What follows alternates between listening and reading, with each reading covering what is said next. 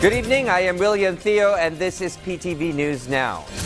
Nearly the entire mainland of Mindanao was not spared by the wrath of El Niño since June of last year. Hence, President Ferdinand R. Marcos Jr. spearheaded today's presidential assistance to farmers, fisherfolk, and families tour to the Davao region to distribute badly needed aid to the aforementioned El Niño hit sectors. The president made his way to the provinces of Davao, Davao de Oro, Tagum City, and Davao del Norte, and capping his aid and relief tour in Digos City early in the afternoon today. He handed out checks of 10 million pesos to each of the local government heads, who eventually will convey the cash assistance directly to the beneficiaries forthwith.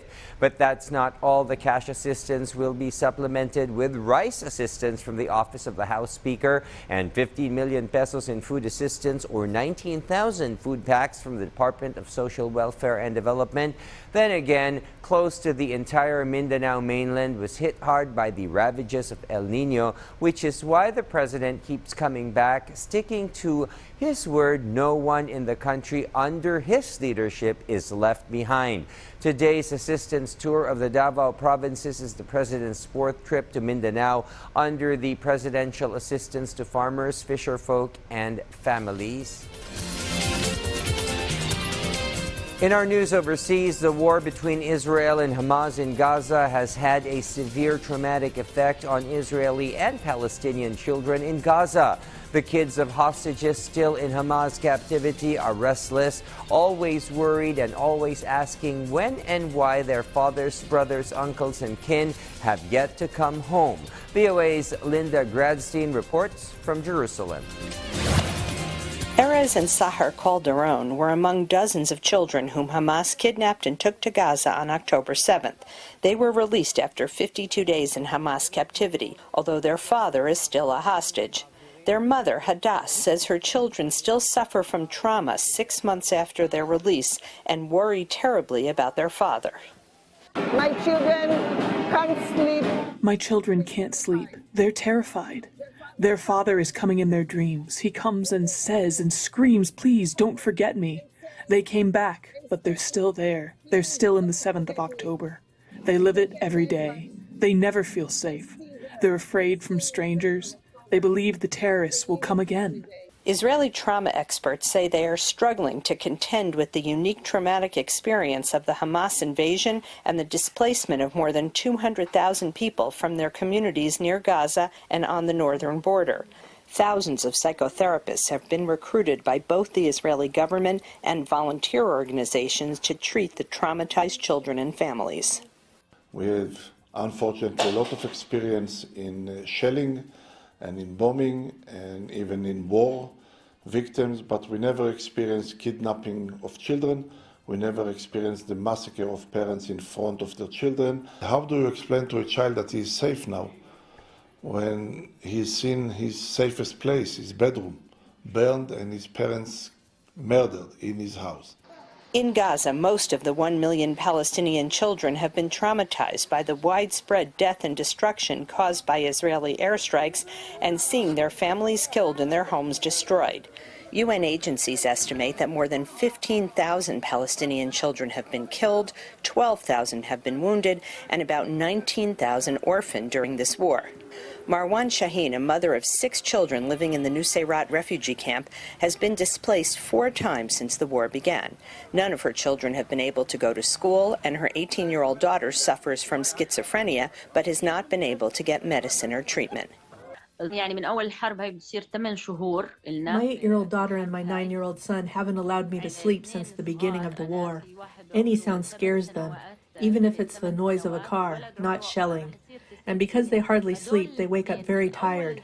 The war destroyed them psychologically, personally, socially, health-wise, and nutrition-wise. Because most of Gaza's hospitals and medical services have been destroyed, children's trauma cannot even begin to be treated until the war ends, Palestinian medical officials say. Preliminary research shows at least 2/3 of Gaza's 1 million children are suffering from trauma. They are facing a lot of difficulties. They are suffering from signs and symptoms as a result of the continuous war and pressure on them, and the the loss of family members, the loss of houses, and so on. Medical professionals and parents of both Israeli and Palestinian children worry that even when the war between Israel and Hamas finally ends, the emotional scars will take many years to heal. Linda Gradstein, VOA News, Jerusalem. And at this point, let's turn to my colleague in PTV's Baguio City studios for the latest developments in the Cordilleras. Eddie? May bagarabi Pilipinas, nasorok ka 600 at trabaho ti Jaya ti Department of Labor and Employment Cordillera. Iti maangay akalayan job fair iti kadakkelan na mall iti Baguio City. Pasat na ito iti may ka 126 celebration ti Independence Day into June 12. 23 local agency ti mangi Jaya ti trabaho. Iti kalayan job fair, awan pa iti may Jaya trabaho iti overseas. Sigon iti dole, top occupations sa sapsapulan nagdi job seekers ti paragbali na service crew, cashier, sales lady. And demand jobs matlang iti business processing outsourcing wala ti BPO. Palagipay ti dole kada iti awanan ti trabaho, gundawayan da ito'y nga oportunidad. Independence Day, exclusive for local employment lang natin. Local employment. Isa kasi dyan is we don't have enough space doon sa atrium. So we limited the invitees, mga employers natin. Iti sabali pa damag kalpasan iti na mabula na training ti sidong ti PNP Training Institute na deploy ti 201 police trainees iti Baguio City Police Office. May pasidong dahil on-the-job training iti crime investigation, traffic control and regulation, and security patrols iti nagduduma lugar iti Baguio City ti kanayunan nga in na mabulan. Sigur pa kini Police Colonel Bolwayan Jr. Dakala tulong dagiti field training police tapno maksayan dagiti krimen iti syudad. Babal iti adjustment iti pre-positioning dagiti personnel ti BCPO agbalinglangan na 3 minutos manipod iti national standard 5 minuto ti response time kadagiti mauawat da akrimen.